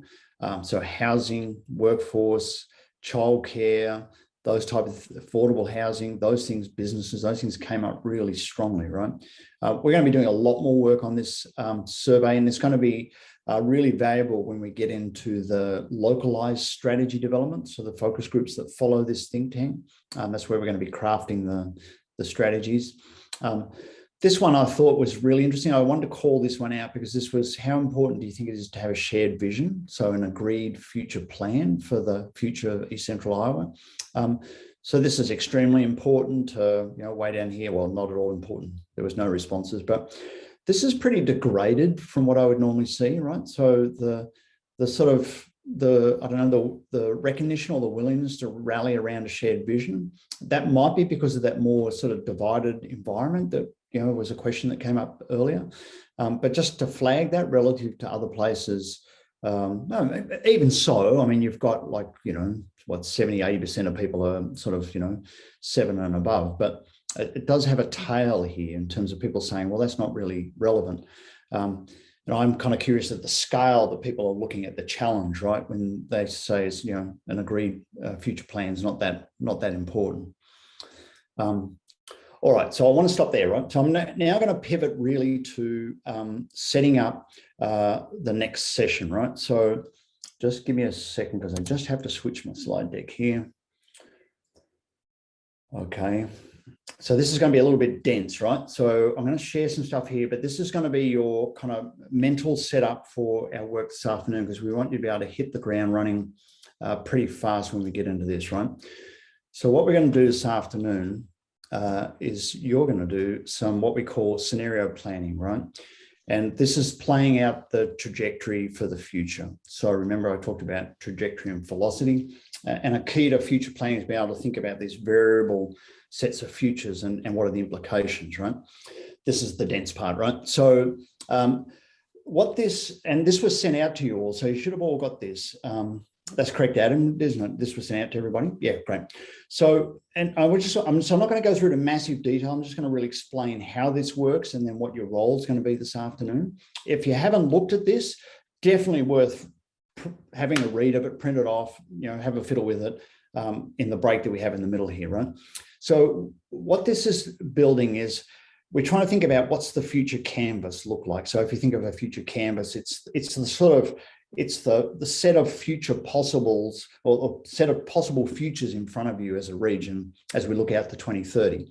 And the two big things that we said, because the survey results weren't they weren't really distinct in terms of that there are some outstanding issues. So everything's important and you're only barely prepared or not even prepared for all of them, right? So we then kind of did some more work and surfaced these two big themes, because we think these big themes are the big evolutionary themes that are going to be most important in terms of shaping the future. So we've sort of aggregated a series of elements up into these big themes. So one's about the development approach.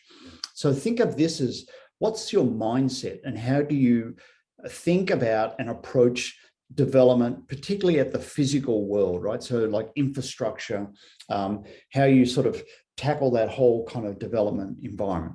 The other one, the vertical one, is more about your social fabric. So it's the workforce and the social evolution, right? So what we're playing out here in these axes are continuums, and we're asking what ifs. So at one end, we're asking what if at the development approach, we head down this path. Where does that end us up in 2030? This end says, well, what if we head down like an innovation focus on a development approach? Where does that end us up in 2030? What are the implications? Where do they show up and so on, right? And the same on the vertical axis, right? What this creates are these four big scenario spaces, right? Which are combinations of the endpoints of these axes. So for example, scenario D is playing out what happens to the region over the next sort of decade if we pursue a tried and tested approach to our development, and we couple that with an approach of retooling, retraining, and attracting around our workforce and our social evolution. What future does that create for the region, and what are the implications or consequences? And the same with each, these four different ones. And we're going to randomly allocate you, right? So this will be fun, right? You're going to be randomly allocated with a facilitator or two to work on building out a future, right? So you might get randomly allocated to scenario D, for example, and you're going to have an hour with your team to go speculate and paint out that future storyline, that canvas of, if this was to be the prevailing set of conditions at these ends, what does that mean our region becomes against a whole range of characteristics over 10 years? And so just to quickly kind of fill in some gaps here on the endpoints, right? So the development approach, what we've sort of teased out here is one end is asking, well, what if we pursue a tried and tested approach? So it's really following development that is more, I guess, what you would call familiar, right? So, tried and tested approaches to economic and infrastructure development, focusing on established industries and sectors, so lower risk, right? We're sort of following models like industrial parks, a business first orientation. Our community infrastructures, more that sort of familiar suburban style growth model, single family homes on development and so on, probably pretty car oriented as transit. The other end is something a little different on this whole continuum as a possible way to tackle it. We're saying, well, what if we leant right into an innovation focus? Strong focus on innovation, new sectors, but building on our existing industries in creative ways. So thinking about, green economies, biosciences, tech, renewable energy, more of a mixed use. So different, remember that I talked about those built environments. So there was the agriculture, the sort of manufacturing, and then there's the knowledge and experience-based economy. So this would be sort of more leaning into that, sort of building some of those built environments that are around mixed use, redevelopment, repurposing. That's really kind of familiar for a lot of younger people, right? We're trying to really maximize our existing infrastructure, diverse housing types, green builds, new modes of transportation, and so on, right? Two different ends of a continuum around development approach, not right or wrong, not good or bad, right? But just two different ways to head. And, looking at that, you can probably think of examples of places that are pursuing one or the other. What we want to think about is, if you pursue one or the other in your region, what might happen? Same deal on the vertical axis here, talking about retooling, retraining, and attracting. On the talking about a real focus on doubling down on the existing talent pool, and so on, right? You can read that through yourself. This other end up the top here is more like this laboratory of learning, saying, if we took an approach at workforce and social evolution, and we thought about potential transformation in workplaces and, maybe sort of enlarging that pool and fostering different values, what might happen, right? So the values that are embedded in this top one here around more about equity and diversity. Down the bottom here, they're probably more about fairness, safety, and education, right? But please have a read of that in the break, because you're going to be working on one of these scenarios. So, for example, scenario C is playing out a future where we're coupling together innovation focus with this retool, retrain. We think these are all plausible, as in we think all four of these scenarios absolutely could happen. And depending on what you lean into or what you put the emphasis on, that's what we want to play out the implications of those. In terms of how we're going to build out these scenario narratives, right? So we want to get a fair bit of detail, because we don't want to just do a cursory analysis. We want to really immerse ourselves in those scenarios and think about what happens in East Central Iowa if we pursue those different scenarios. So whichever one you're working on, think about things like this. So we work with a subgroup of the strategy committee. So we've sort of decided to go with the triple bottom line approach. So economic characteristics, workforce and social characteristics, or societal and environmental characteristics. And in the notes that were sent to you, there's a bunch of sort of little thought starters here of things to think about as implications or outcomes, right, of the scenario you're working on. So what type of sectors would we have? How big would they be? Where would they be in the region? To the point of, are things, what happens to the rural versus the urban area? What are those implications? We want to think about that. What are our levels of investment and innovation? What does the development patterns look like? What does our built environment look like?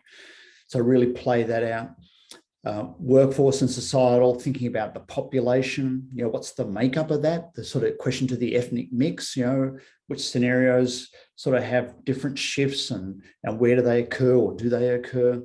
What happens to our key social infrastructure, workforce skills and profiles, social safety nets, community vitality, really kind of get in the world of what would it be like to be in this kind of regional community under the scenario you're working on. And then, of course, really to the last point about the environmental characteristics, what's happening to that? What's our watershed management look like? How are we adapting to climatic events? What are our streetscapes look like? What's our biodiversity like? What's our carbon footprint as a region? Just play those out. And again, this is not right or wrong. It's just exploring different possible pathways into the future. So just think we have 4 train tracks, right? You're on one train going down a certain path. We want to see what that looks like when you get to the end in 2030. And you're going to have this sort of breakout in your groups. So, and this is going to start after we come back from lunch, right? We're going to scope out the scenario. So you're going to have about 10 minutes just to kick it around, right? Because it's going to be a different way to think about the future. So you just want to have a little bit of a time as a group to play with that. And I'm guessing you're probably going to have 20 or 25 people in your group. So probably a screen full of people on a Zoom call. About 30 minutes to develop out the characteristics, and you'll have 2 facilitators, as I said, one to probably to guide the conversation and one to make sure we get some good notes from it. Then we're going to play out the headline news to sort of, think about what would the newspapers be saying, or the news feeds be saying at each point in time of 22, 25 and 30. If we were on that train, what are we seeing as we go down that path? And then we want to have a short scenario name, right? So something in a couple of words that evokes that future, right? But not something that's kind of like silly, too euphoric or pessimistic or something. We want to kind of have this more be a sort of a critical analysis, but a name that just a couple of words that really evoke what that future looks like. And then we have facilitators. So if you're in A, you'll be with Les and Jen, and then Kristen and Adam and so on into those. There'll be sheets that the facilitators will fill out. So they'll record your dialogues around as you speculate about the characteristics. Same with the headline news. And I just want to set you up with this, right, before we go for a break, which is there are some pitfalls in participating in scenario planning because it's a bit different, right?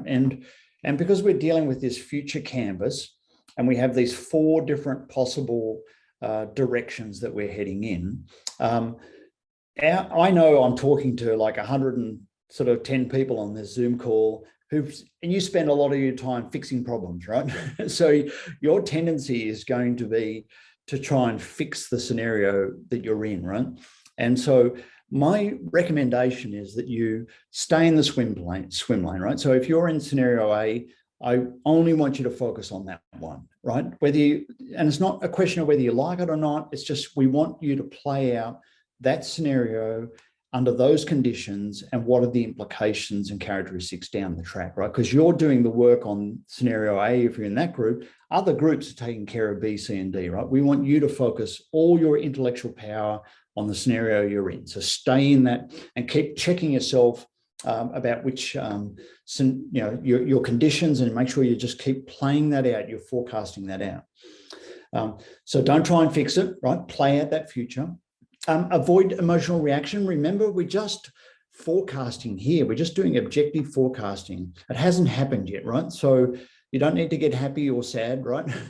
Or have any kind of like sort of overly, you want to allow your human emotions to be there, obviously, right? But don't get kind of hooked on that. Just think about kind of like sort of like laying it out. Okay, where are the pros and cons? Like who are the people who benefit? Where are they? Or what are the sectors that benefit? Where is their challenges and so on? Like kind of play it out like the pros and cons so that we get a really complete picture of that scenario. And remember, we're exploring possible futures. We're not deciding on preference. Now, we are going to get to that, right? But after we develop the scenarios, we're going to start to talk about what represents your preferred future. And we'll get into that conversation today as well, right? And I know I don't need to say this here, right? But share the conversation, right? Don't sort of avoid the pitfall of people sort of overly sort of dominating the discussion. One of the things I know about the Midwest sort of culture is people are pretty polite and will step back and some people will jump in, right? But remember that everyone's going to have an important perspective here, right? So for everyone, this is your chance to sort of lean into this and contribute to this development, but also do it in a way that gives sort of airtime to perhaps the quieter voices, because they're actually, they're often thinking. So but just sort of manage your group process a little like that. And the facilitators will be there to beat you up if you sort of get out of line anyway. So you'll be fine. And so then back to this, right? So, just have a look at this and you may even start to kind of think about these different possible future scenarios. We'll randomly allocate you, as I said, after the lunch break. But and then what we're going to do after we do this, we're going to develop those, we're going to share them out, and then we're going to start to talk about preferred futures and why that's the case. And then we're going to have a little bit of a go at some high-level strategic action planning, right? So, Karen, is there any questions about this step after lunch? Because that's what I wanted to tee people up with. So we might even have an early break here, or we can take a couple of questions as you wish. I should say, when we come back after the break, so we're going to start on a hard start at 1, right? So we would ask if you could jump in at 12:55, so a couple of minutes early, just so we can really get cracking. We want to give you the maximum amount of time in your breakout groups. And what else do I want to say about that? So we want to maximize that opportunity in the groups and give you that chance to really wrestle with the future. So, the other thing too, right? And this is going to work really well. I think almost everybody looks like it's on a laptop or a desktop, right? It's going to probably be easier to do that than on a phone. We are going to ask you, if you can, to have your cameras on, particularly in the scenario development group, because we really do want to, as much as possible, create that environment where we're, sitting around the community table, thinking about and wrestling about this future. And obviously that's a little bit easier sometimes on the larger devices. All right, Karen, so I think that was what I wanted to cover in terms of setting up. Did you want me to hit on anything else before was there any other questions in the chat? I think we had a question about whether or not the scenarios were mutually exclusive. Yes, right.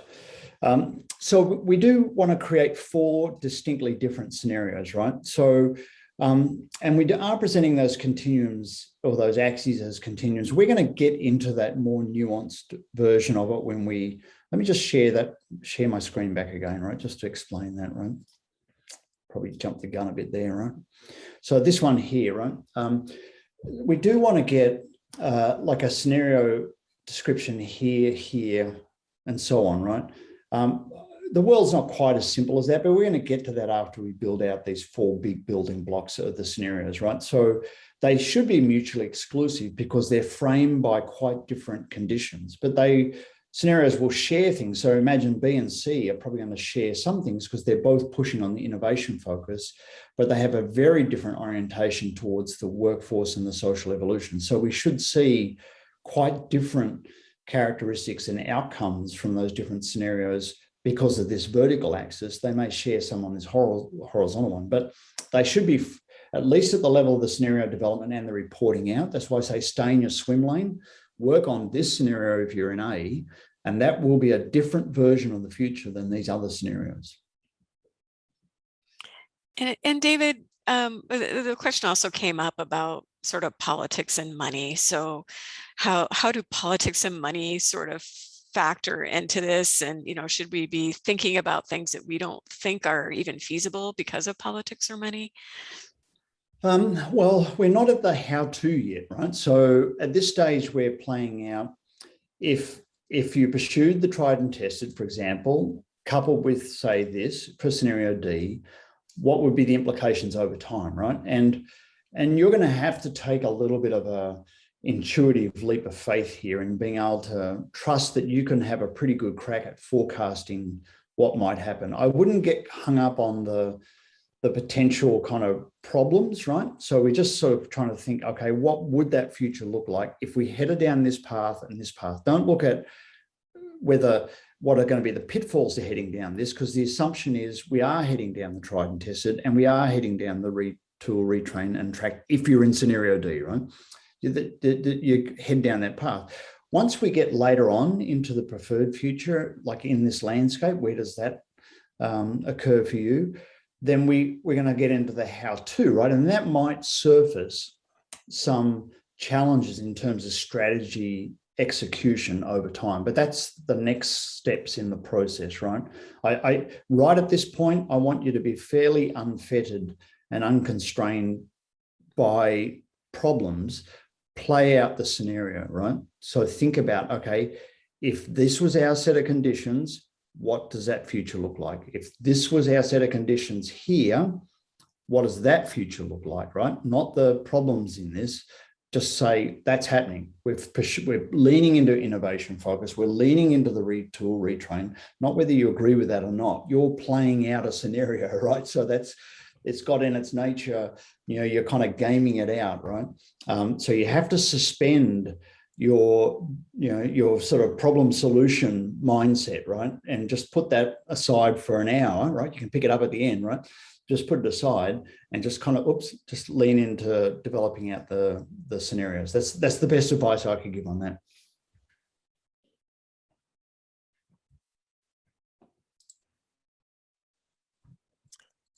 And I think that was generally the gist of the comments that were coming in. Okay. All right, cool. Well, look, I hope this morning was valuable in terms of setting a context, right? As I said, as Karen said, that slide deck will come to you, right? Those trends are they're not the be all and end all, right? But they are a prevailing context, right? And you will draw your conclusions from those. And there's a lot of good research on that.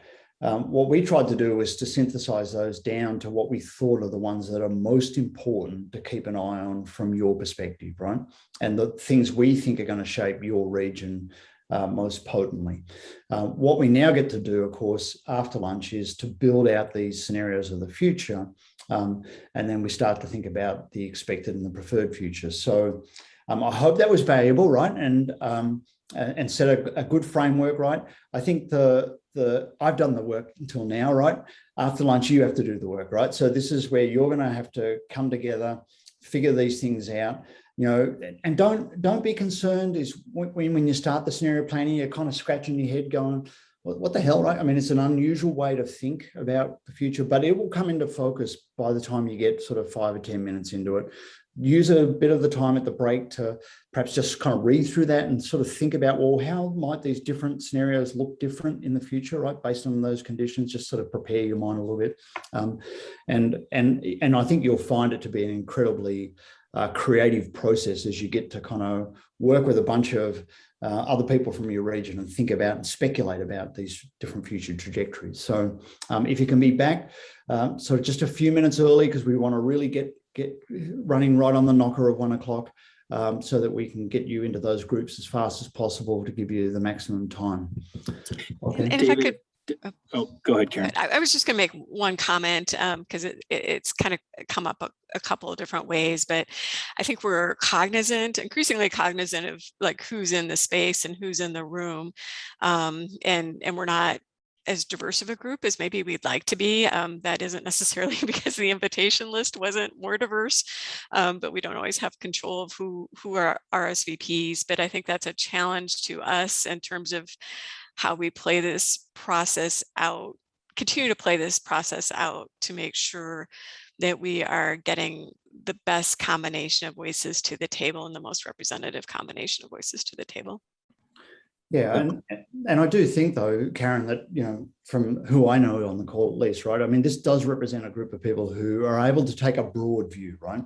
And that's what we're really, remember, this is a think tank, right? So we're putting our collective intelligence together. And so if you look at the group you'll be in, say it's, 20 people, right?